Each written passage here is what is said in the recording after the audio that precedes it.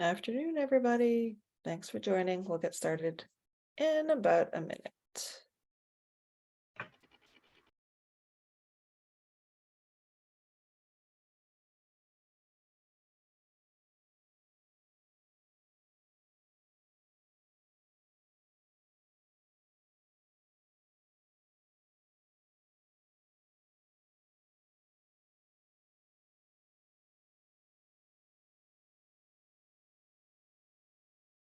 All right.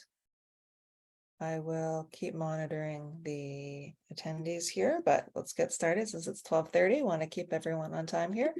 So welcome, everybody. Thanks for joining us. For those who don't know me, my name is Angie Schick. I'm here with New Ventures BC, and we are a nonprofit here in BC that works with well, we're of course most known for our annual New Ventures BC competition presented by Innovate BC, but we also have an accelerator program, and we run just about to launch an IP program, and we also have a lot of partnerships with organizations. So this is one of them, in the fact that Mitacs is a great program that a lot of startups utilize, but I think maybe Mitacs would argue not enough startups utilize. So we wanted to do an info session to just share some of the details on how you can leverage this great program. So first, I will just thank my sponsors here for the competition. This is probably our last webinar for a month or so. We're going to take a little break for the summer. But thank you for joining us for this one. So sponsors for the New Ventures BC competition, of course, our title sponsor is Innovate BC. Our gold sponsors are EY, Fasken, SFU Beatty School of Business, UBC Sauder School of Business, and the National Bank of Canada. Our silver sponsors are TELUS Ventures, Volition, Fantech Angel Network, and then we have a whole bunch of great bronze sponsors, including VEF, WebNames, Acetech, Angel Forum, RBCX, and Backstretch Recruitment Group. So that's kind of New Ventures in a nutshell. More information on us, of course, newventuresbc.com. Otherwise, today is really, I'm going to just pass it over here to, I have Marcelo Mora and Lenny, oh dear, Frelick, the non-German way, I've said it, both from Mitacs, and they're going to just take you through a quick info deck on the program. We will make the slides and the recording available to you afterwards. And we'll have time for Q&A at the end. And that's it. So thanks again for joining us. Marcelo, Lenny, over to you. Thank you very much, Angie. It's a nice pleasure to meet everyone. Thank you very much for joining the webinar. My name is Marcelo. I'm a senior advisor with Mitacs and Innovate BC. My position shared with the two agencies. I will talk about Mitacs today, but of course, if you have any questions about Innovate BC, you can reach out to me or our partners, New Ventures BC, who deliver many of our programs. So you can reach out to Angie as well. Today, I would like to cover what Mitacs is, and specifically some of our programs and how you can best use our programs to leverage talent, to get funding, and of course, to advance your innovation, your projects, find solutions. So who we are an independent non-for-profit organization. We are Canada-wide, so we are all in all provinces in Canada. We foster growth innovation. We have worked with more than 6,000 companies. We are we have offices in Vancouver, Ontario, Montreal, and we have supported many thousands of projects from many startups, municipalities, hospitals, non-for-profits. We're not new at this. We're maybe more than 21 years in operations and growing. So we know very well what we're doing, and we know very well how we can best support companies and how we can best support and move along innovation. Why companies should pay attention to our programs? Well, we deliver innovation. We are basically, our goal is to move forward projects such as the projects that all of you are working, and in this way create prosperity, jobs, helping the province, helping the students, helping delivering solutions. So how we do this, we have an internship model to support and help companies accessing talent, accessing funding, and delivering solutions. But our real goal is to create strategic partnerships. So we help companies finding the talent that they need by creating strategic partnerships with academia, and in that way, de-risking the investment in talent, getting human capital, collaborative innovation, finding the leaders of the areas of the technology that you're working with, making sure that you're working with them, and in that way, moving collaborations that will allow accelerate your pathway to commercialization, to success, to scale up. How does their funding works? We have different programs to support projects from all sizes. This is like our main programs are called Accelerate, Elevate, and Business Strategy Internship. In a nutshell, they support collaborative projects in which we have an industry, a company, and academic professors working together to deliver programs, either in research, such as Accelerate and Elevate programs, or projects that maybe don't have a lot of research, but it deliver. The goal is to advance innovation, such as our business strategy internship. I'm going to provide examples, of course. And the important part of our program, if you can keep two things from our program, is that first, this is non-competitive funding, not diluted funding. It means that you can access this funding anytime. It's basically a very easy way to de-risk the investment in talent. No timelines, and we have a success higher than 97%. So that means that you can integrate these programs into your research and development pipeline to find talent, to find resources, collaborations, expertise, and to build the research and development of the research capacities of your company. Our program works in using an internship model in which a company provides 45 to 50% of the funding, and Mitacs provide the 50 to 55%. It's completely scalable. So the program works in what we call internship unit model. So you can think these as Lego blocks if you like Legos. I do. In which one block supports one student for 4 or 6 months. And it has a budget between 10,000 to 15,000. 15,000 is the example here, in which the company invests 7.5 usually per unit. Mitacs provide the other 7.5. This means that for every $1 that you invest in research and development, we can match it. And of course, from this, each unit has 3 main stakeholders, which is a professor, the company, of course, and the student that will be working on a project. And this can be as, let's say you want to test the waters, this can be a very short 1 unit project with 4 or 6 months. Or if you want to integrate this in a smarter way to your pipeline, you can actually scale this up and having multiple people working on the project, different expertise, different areas, different even parts of the country. You can have an expert in Quantun, like accelerator your computing software capabilities. You can have an expert in engineering.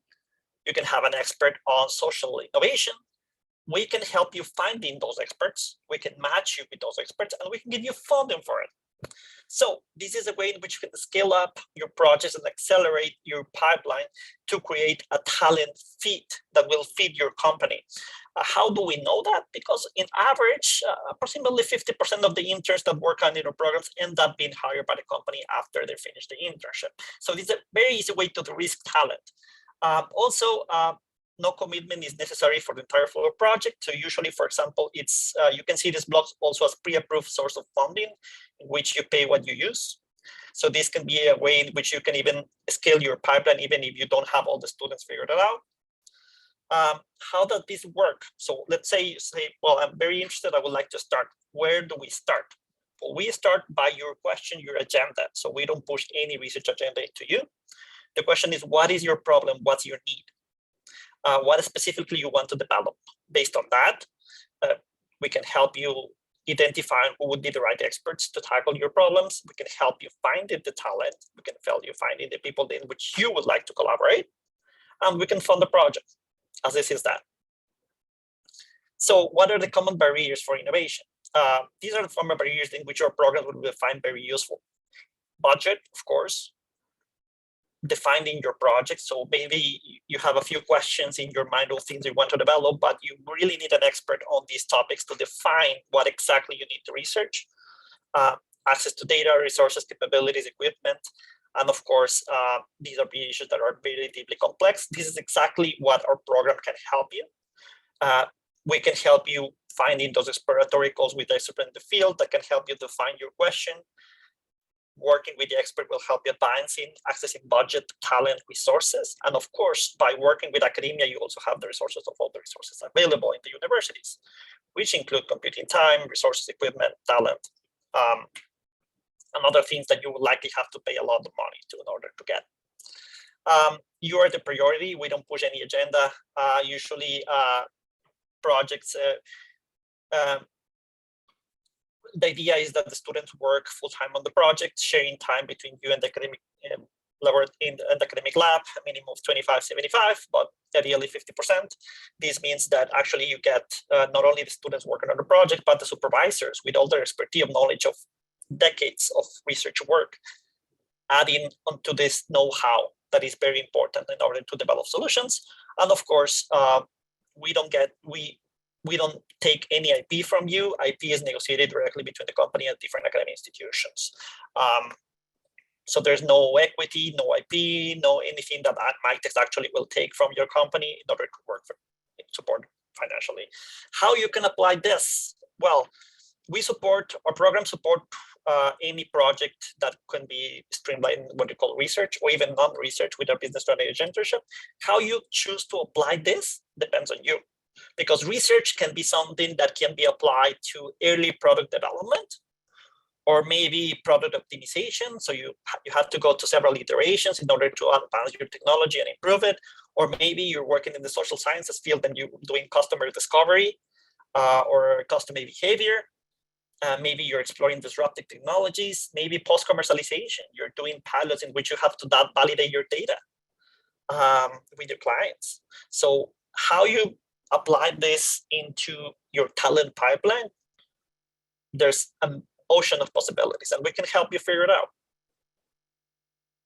Now, let's say that you're interested in a project, you submit your project to us. How does the money flow works? So I'm going to explain very easy. So first of all, a company such as yours come to us with a problem. Mitacs, first, you define the project, you submit an application. Usually Mitacs will invoice the partner, the company for 45 or 50% of each internship. So this can be by term, by year, or by the entire project. We will match the funding, so you will match your investment. We will send the funding to the academic institution, and the students are paid from the academic institution. What does this mean in the real sense? You don't need to hire anybody. You don't need to add any fixed expenses into your budget, because the fact that the students are paid from the university means that in the practical sense, you don't need to do any paperwork. You don't need to, the university is in charge of paying the students. And basically this allows you to have a freedom of mind and having people on your team and not having fixed expenses to be worried about. If the project, let's say you're finished 1 year of the project and you find that the students are not fulfilling the goals, or the project is not going well, or simply maybe you don't like the academic partner, you can terminate the project and we won't invoice you for the remainder part. So this is what I'm telling you, a program that has a lot of flexibility in what you can do. And of course, you can come back for us for having more projects. Now, this sounds very rough and abstract without a practical example. So I'm going to show you exactly how these programs can be integrated, not only for finding a solution, to very smartly develop a product to commercialization and attract more funding. So this is an example of a company from Vancouver Island, from northern Vancouver Island, that is called Brown Bay Packing. This company has a specific problem. The specific problem is that governments, not only in Canada, but everywhere in the world, are starting to have regulatory barriers into single-use plastics. And if you're working with Styrofoam and fish packing, this is a big problem because Styrofoam is highly contaminant. So an innovation is needed in order to prevent further regulations make you lose customers. So the company decided to invest in innovation. So they came to us with a problem. We matched them with a professor, Dr. Hussein Kesemian from the University of Northern British Columbia. And they find talent. So they found a postdoctoral fellow and they worked to deliver a biodegradable solution that could replace the Styrofoam. Sounds very simple, right? Well, the project has a lot more impact than that. The company came to us. We helped them find Dr. Kesemian. So we matched them with different professors. They decided to work with Dr. Kesemian, University of Northern British Columbia. They have the equipment and capabilities needed. Dr. Kesemian, with the company and with our help, they were able to recruit talent Innovate BC did a profile on this postdoctoral fellow because it was top talent, and top talent is very hard to find.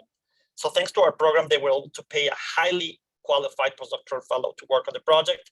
The postdoctoral fellow not only helped them actually develop the technology, she also helped them actually attract more funding, because the project was so successful that thanks to the postdoctoral fellow, the professor and the company, they applied to Innovate BC funding, and they were able successfully to get the Ignite Award of $300,000 in funding for taking the technology to commercialization.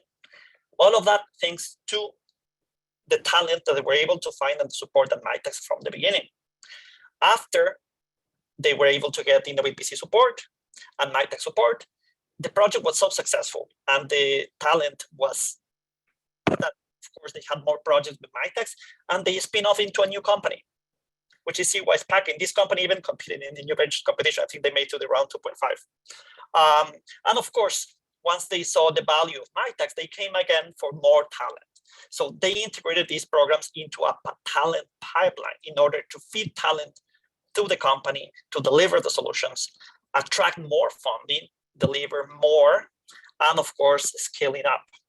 This would not be possible if they're trying to invest without Mitacs support, or if they're trying to find talent by themselves, because talent is something in which all companies are competing with each other, and we can help you tap in that talent before it hits the market. Another example, OneQubit is one of the most known quantum computing companies. Quantum computing is an area of very high talent expertise. So to finding talent in quantum computing is not enough to go to your local university. You need to actually tap into the entire Canadian network of talent. So OneQubit worked not only with OneQubit, not only with UBC, but they came to us with a problem, and we helped them finding talent at UBC, Waterloo, and Calgary. So they work with 3 different provinces. And we helped them tap into the network thanks to our connections. Thanks to this, they developed the project to deliver quantum computing solutions and tapped into the best talent, not in BC, in Canada. Of course, many of these interns, at the end of the project, they could join the company and they could integrate into the talent pipeline. So our programs are more just than traditional internships. We help companies structuring partnerships that can help them tackle solutions, attract more funding, do research, commercialization, and scaling up. Of course, how we do this possible? This is possible thanks to our funders. We have funders from the provincial government and federal funding in each province. And thanks to our funders, this is possible because we are interested in the same thing that New Ventures BC and all the ecosystem members in Canada, which is advancing innovation and helping companies. The more companies, the more jobs. So the better for us, the better for you. Thank you very much. Now I'm happy to provide questions. If you want to contact us, feel free to contact me or my colleague Lenny if I'm not available. And we're happy to even not only discuss how our programs work, but even if you have an idea of a potential project or you would like to even scan the ecosystem for academic partners, this is free of charge. We don't charge you for that. So it's basically our goal and our vision to help you find the connections you need. All right, thank you for the overview. Okay, so okay, quick question already in from Sean. How does funding integrate with SHRED and IREP? Very good question. So Mitacs will usually invoice the company for the invoice for the contribution, and then we will match that funding. As simple as that. Now, that being said, contrary to our name, our name might sound like we know about taxes. In the reality, we're not a tax agency. But I can tell you, so I cannot give you advice on SHRED, but I can tell you that some of our clients, I know that some of our clients have applied to SHRED. I cannot give you more information, but of course, that's an avenue. It's like with IREP, they have to check with IREP about their own rules. IREP has specific rules about their funding, but from our side, we will invoice the company from the contribution and then we will match it. Lenny, do you want to contribute a bit more? So you work with IREP a bit more. Yeah, I mean, to a certain extent, I have to be evasive because we're not advising you on tax. However, you are spending money on R&D. In many cases, we see the companies can claim SHRED credits for their portion of the expenses. And of course, it's subject to the maximum conditions that SHRED provides.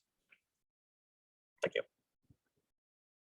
So they can't say this because they are representing government, but I can say that, yes, you can certainly integrate them together so long as all the eligibility criteria are met. So you have to really just do your homework. And of course, you can only stack to 100%. I just want to add one other thing yeah. and just point out, in case it wasn't clear, Mitacs is providing you the funds in advance of the project, at the start of the project. SHRED gets filed at the end of the year. So that's another very powerful tool. You get your money up front. That's a good differentiator to note. Great. Okay, other questions. David is asking if someone is a student and graduates. Wait. I wanted to mention something quick. And Go that ahead. is the CRA is excellent, especially if you have never filed SHRED before. They offer a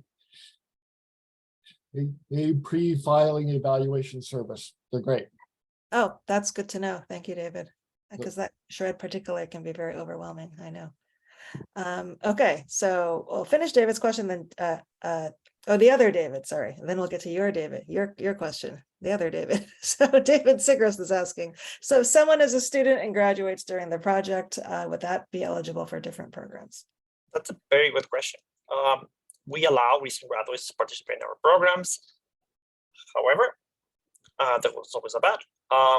Different graduate students usually, different universities have different policies, which have to do with different unions, different complexities. So some universities work happily with graduate students as part of Mitacs projects, some don't. So if you have a project in which you have a graduate student that you're interested in, like a student that recently graduated, I have to make the distinction between a graduate student and a student that recently graduated. So graduate students, masters and postdoctoral fellows are eligible, PhDs. Students that have recently finished their studies, so recent graduates, are eligible in some institutions, but in some are not. So you can check with me you're going to reach out to me if you have a project with a specific student, and we can happily check if the institution that student recently graduated allows the student to be eligible, or the recently graduated professional to be eligible. Great, I didn't know that. That's good to know. Good to know for me too. Okay, back to David Hewer, who's asking if you have nationwide contacts, because they're looking for contacts in multiple cities: Toronto, Ontario, Montreal, etc. We work very closely with our entire team. So we have more than 100 people with similar positions as me, working with every university and college that you can imagine in Canada. So that means that because we're working very closely, if you need talent from any place, we can certainly help you find it. Great. Was that the question? Did I understand the question correctly? Yep, that's good. Okay. Okay, from Alex, what are the requirements for the companies applying? Do they have to be headquartered in Canada, or can they be US based? Well, that's a great question as well. So both are eligible. So in terms of Canadian and international companies, you can be both from the US or Canada. The important part is that if you're a US company, then the application needs usually a justification of the benefit to Canada, because we are federal. We receive funding from the federal government, so we have to make sure that it's beneficial for Canada. But it's eligible for sure. In terms of requirements for the company itself, incorporation. So you need to be incorporated, and having some sort of office, even a share space or something like that. Yeah. Okay, great. Okay, from Mario, from the total funding available, is there a minimum or maximum amount that must be used for project-related expenses? And as the stipend, any guidelines on how it should be split? Great. So usually the research expenses cover consumables, things that usually materials, reagents that the students need or travel, can also be used to stipend. So we usually follow guidelines from similar to any other grant from the Tri-Council. So it has to be a direct expense from the project, and it's through the university that these expenses are paid for your academic partner, which is important to mention. Now, regarding the minimum, of course, we work with the internship units. So I remember the minimum is 1 unit, which is a value of 15,000 and a contribution of 7.5, or even a unit of 10,000 and a contribution of 5,000. This is the minimum contribution from the company. And of course, you can scale that up into multiple units and a multi-million-dollar project if you want, depending on the budget and your goals. Okay, one clarification question. I think when you're talking about where a company should be located, I think you mentioned physical office. Would a fully remote company qualify? That's a great question. So Let's assume they're for incorporated in international companies, Mhm. for international companies, so a company in the US, for example, we do require the intern to spend some physical time in the company, and we cannot send the company to somebody's house. So you do need an office. And for Canada, at least a share space, usually incubators or accelerators. Sometimes they do provide some types of working space between companies, or you can have a share space between, there's services in which you can have a share office to have some physical presence. But of course, remote work is also available, but it has to be justified in terms of why the remote work is needed. Okay, so it sounds like it just depends on the project scope and then, Correct. So we can figure out that. okay. Okay, Nadia, I'm not positive I understand your question, but I'll just read it in case Marcelo, you understand it. Once Mitacs joins, what information do they need along the way? So maybe it's about reporting, perhaps. Perfect. Yeah, like once they give the funding, what information do you guys need from us once you join and give the funding? That's a good Perfect, question. thank you. So how much work? So I will address this question in 2 parts. First of all, how much work or how much feedback you need before the application, and the reporting at the end. So the reporting at the end, which is the simplest question to answer, is super simple. Usually it's a survey at the end, and there's a report that usually is more from the university side because the funding flows through the university. But the survey usually has information and questions about how was the project, and everybody was happy, if everything went well, any deliverables that you can share with us, and that's it. There's not much reporting needed. At the beginning, yes, the application has information about the project itself, the background, and of course, some compliance questions that we need to know. For example, and it's more for the university than from us. So for example, if there's any ethics, you're working with humans, most likely universities need some ethics approval. If you're working with like something beyond biohazard, most likely students need to go to some kind of training, right? So the application is very simple. Now for the research part, usually the academic partners can help you. So the company is not that they need to have a lot of work on that aspect. However, it's important that your objectives at least are clear. So with your objectives clear, your academic partner can help you define the research part of the application. Either the student or the professor can help you preparing the application, because like professors usually prepare thousands of it's their job. They're used to preparing this type of application. So it has a research content. And for the company side, the objectives, the activities in which the student will be working with the company, the benefit to Canada, and signatures. There's not much else that you need to provide. Awesome. Thank you so much. That was so well answered. Thank you very much. It was very detailed, thank you. Okay, one last question at the moment. Is IP that is shared with the grad student or professor protected from the university? That's a great question. And that will be one of the first questions to ask if you're working with different academic institutions. It depends. It depends with whom you're working with. We do have agreements with some universities in which the IP is assigned directly to the company, and things are very straightforward. There's other institutions in which they have their own policies, and we must follow them. So in most of the cases, if you have some pre-established IP or not using excessive amount of university resources, the IP would be directly go to the company. But it might be some cases in which some negotiations are required, specifically with some universities. We can help you and guide you. And of course, you can also decide with whom you like to work. So you don't need to, we won't push you to work with somebody that you don't like to work with. So that's also part of of establishing exploratory meetings before jumping into a project. And that's something in which, for example, Lenny has been working in thousands of projects and has a lot of expertise working with companies in AP. I have worked in several projects as well with many institutions, so we can help you navigate through those waters. Okay, thank you. Awesome. I think that's it for questions. I think my learning is that it's a lot of flexibility to this program, so I can understand why Marcelo and Lenny are so busy, because you're probably talking to all the companies a lot. Okay, just about to wrap. There's one more question here from Alejandra. Do international graduate level students qualify for these programs? Oh, that's a good question. Yes, so one of the great things about our program is the fact that the students are paid through the university. It means that they remain students. So that means that actually international students that are working that are affiliated with a Canadian university are eligible, and you have a wider pool of talent that you can actually tap into.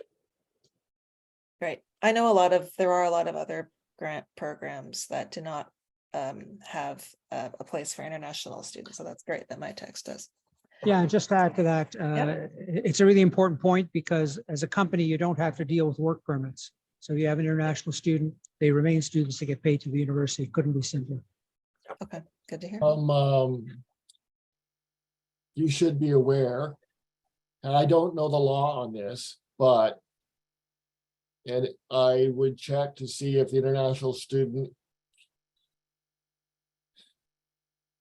is from a sanctioned state under export control law as well. Yep.